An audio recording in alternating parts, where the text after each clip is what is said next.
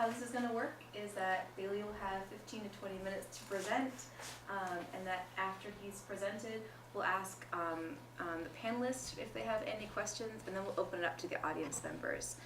After Bailey's responded to questions, the audience will be asked to leave, and then the panel will deliberate and decide whether Bailey has met standard.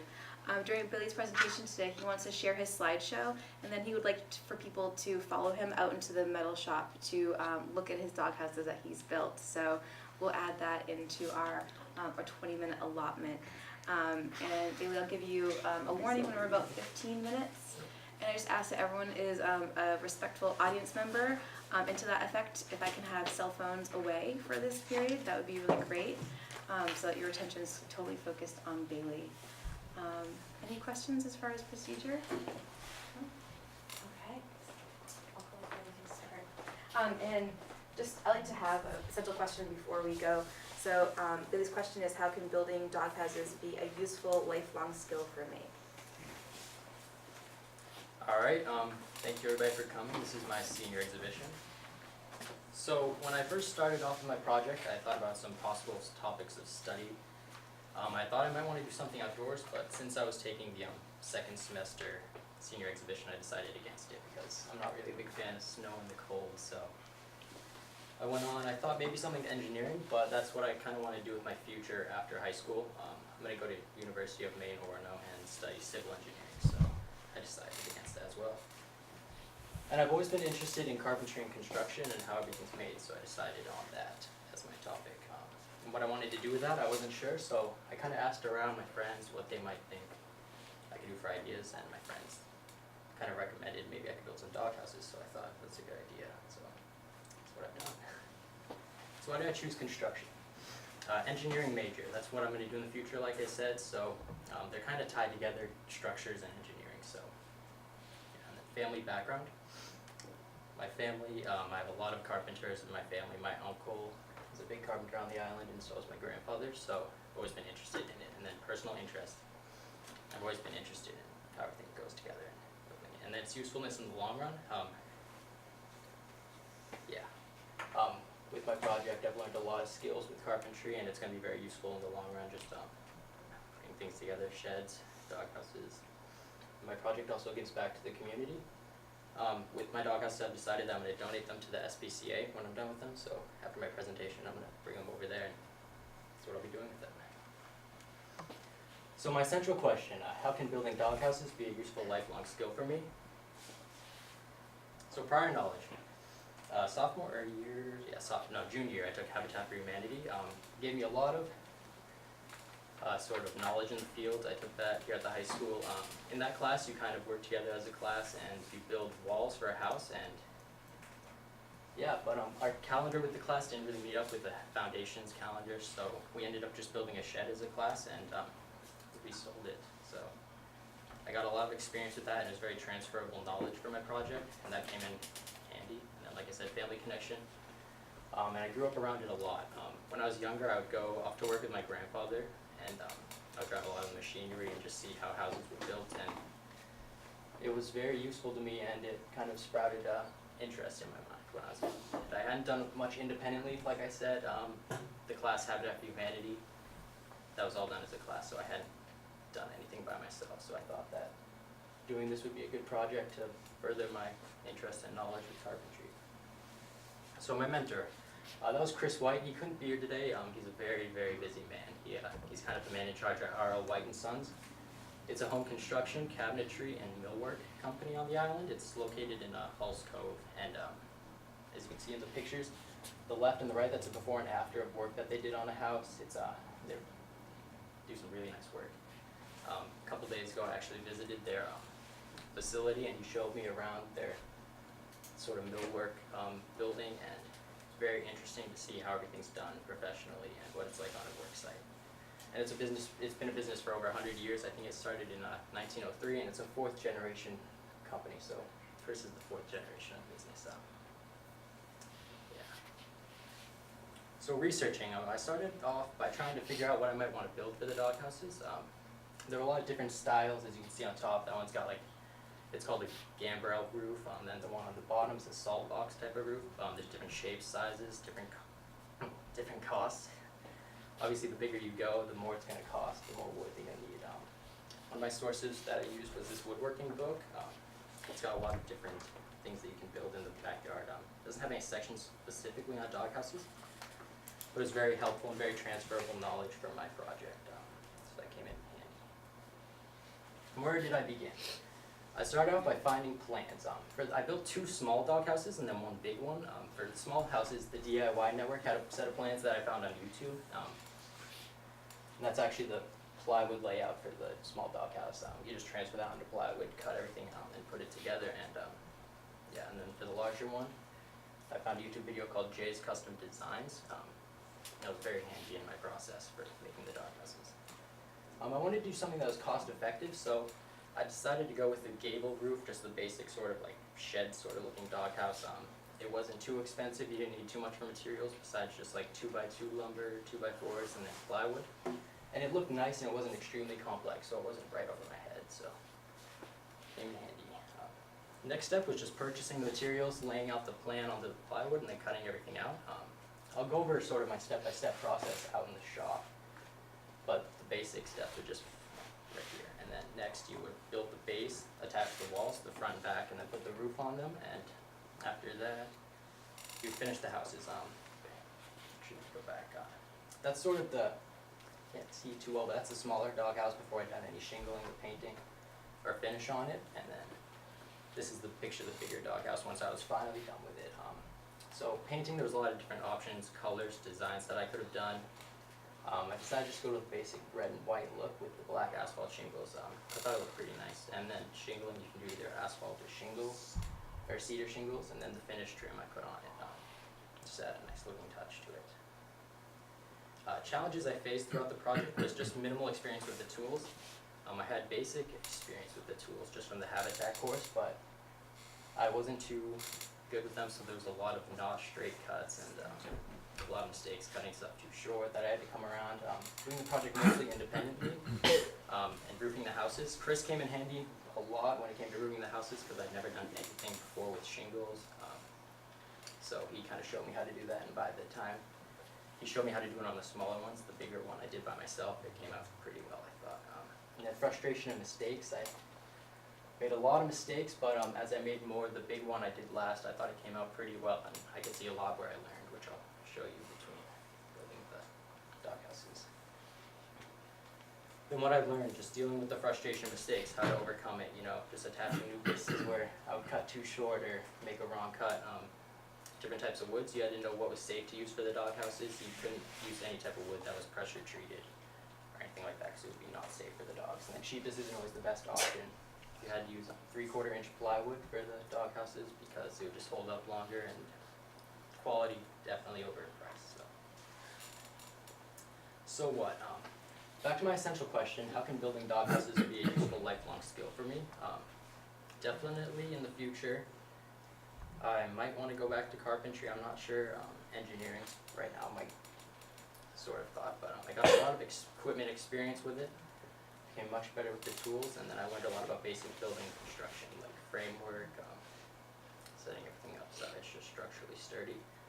And it's transferable learning, like I said. You can make doghouses now. You can do sheds. You can transfer it to small buildings, and a lot of possible interest in the future. Then for the future, I'm going to be bringing them to the SPCA after this, engineering major, useful learning and experience, and possible future interest. So then maybe building more. Yesterday when I was bringing them to the high school, I actually pulled into the IGA on my way here just to tighten up the straps and make sure everything was going well. And one lady actually asked if I had just bought those, and I was like, no, I built them myself. And she recommended that maybe I could build more and sell them, so maybe a future interest with that. I just want to give a thank you to Chris White, my mentor, Miss Dillon, she's my senior X teacher. She was very helpful throughout the process. My family and friends, they kind of kept me on task when it came to procrastinating. Matt Hall, he's my summer employer. He donated a couple of bundles of shingles which I use for the houses. I want to thank you panelists for your time, and then audience members. And then the Mount Desert Island Educational Enhancement Fund. They actually do a grant which helps pay for the dockhouses. I applied yesterday, so I haven't heard back from them yet, but hopefully I will, and here are my sources. And now if you guys want to come out into the shop, I can kind of go more step by step. So I guess I'll sort of start off. These are the first ones that I built. Sorry. So how you kind of start with them is you start by building the base. For this one, I use 2x4s. You kind of cut them into 4 pieces, then use screws just to hold everything together. Then the walls, you would use the plywood that you use everything. So kind of how you do it. You transfer the plans onto the plywood, then you use this right here. It's a skill saw just to cut everything out. The first one, not a lot of straight cuts, to be honest, because I was kind of new to the tool, but you cut out all the walls, then attach them onto the base and the floor. Attach the front and the back, and then your roof panels, and then you'd shingle it and paint it. A lot of mistakes were made on the first one, but by the time I did the last one, I thought it came out pretty well. I shingled this one myself, and this one I had the help of Chris White, so I think I did a relatively pretty good job, I guess. But for the bigger one, this one used like 3 sheets of plywood, a lot of 2x2s, some sort of 4x1 strapping. Then I had these pieces on bottom just for sort of skis because it's actually really heavy, probably like 200 pounds, so you can drag it if you need to. But now this one you'd start with the floor, then I attached these ones on the skis onto the bottom. Sort of the same thing with the walls in the back. And then for the roofing, or for the side panels, this thing actually has, you can twist it and it turns up like this. So you can do it at a 45-degree angle, so that way the roof sits flat on it like that. Then goes up and overlaps at the peak. And then I ditch it on the front and back.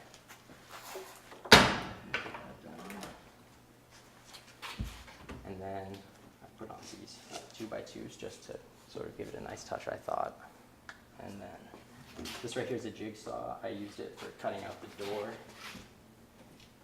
And then when it came to shingling, like I said, I'd never done anything before with that, so it kind of took me a while to get a hang of it, but you pretty much start with your first piece, you cut off all the shingle parts to it, and then you put it on right underneath this first set of shingles, and then you put on a full piece like this, and then you go to the very end where it kind of comes short, lie it up like this, then you use a utility knife to cut it where it overhangs, and put that one on, then just repeat the process all the way up to the peak, and then you just use shingles.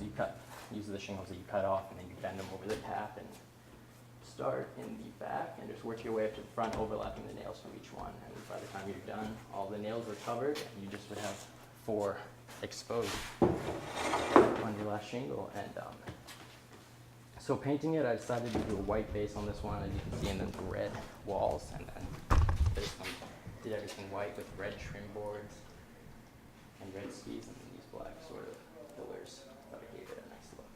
And yeah, it took me a couple days to do each one, but it definitely was really fun, and I learned a lot about construction. And on the inside of each of these plywood pieces, there's a 2x2 right in the corner that kind of gives it more structural integrity, so it's not gonna get knocked down or anything bad happen to it. So yeah, that's kind of how I built them, and yeah, thank you guys.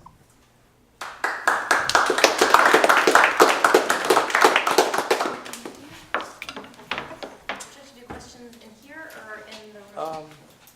Probably in the classroom, I guess.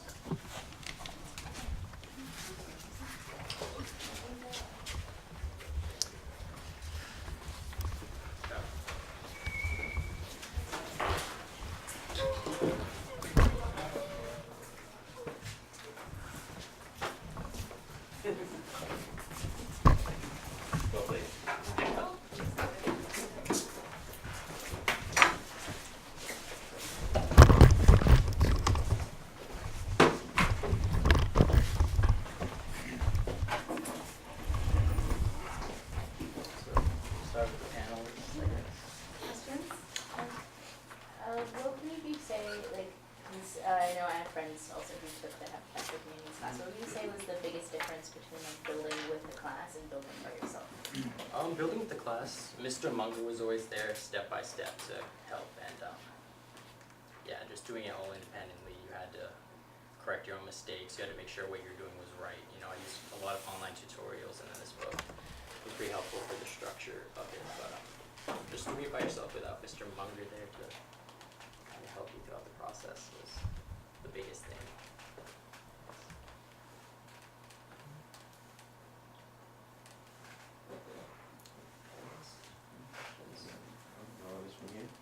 Where's your third one?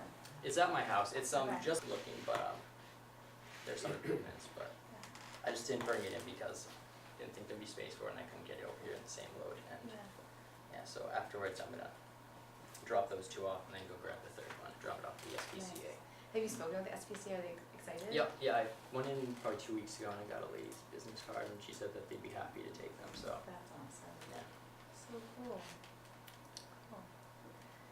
Any other questions? Marty? Bailey, you're gonna sell the condo, the big one, how much?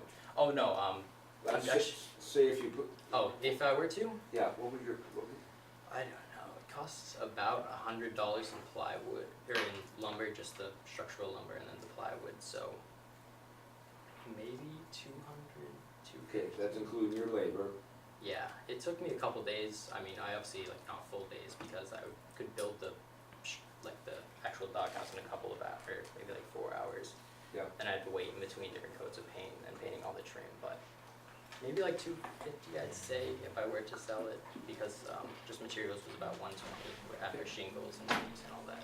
no, that's a fair price, you got all that, all your labor and all that construction Yeah, material. I hadn't really thought about a price, but I'd say probably that. Okay, okay. Anybody I have another else? question. Yeah. So you said that you work with Matt Hall in the summertime, and he's a builder, right? Yeah, he does gutters. Oh, But, okay. Okay. I've done some minor building or home design, Yeah. a lot of sanding with him. Oh, okay. Cool. Yeah, but he's so my how- employer. So do your skills or any of the skills that you learned in this project benefit you in the summertime or? Well, in the summertime, he owns a canoe rental that I work at, Oh, so okay. it's not really applicable during the Mhm. summer for me, but yeah, Cool. so. But if I were to do a construction job, it definitely would. Yeah.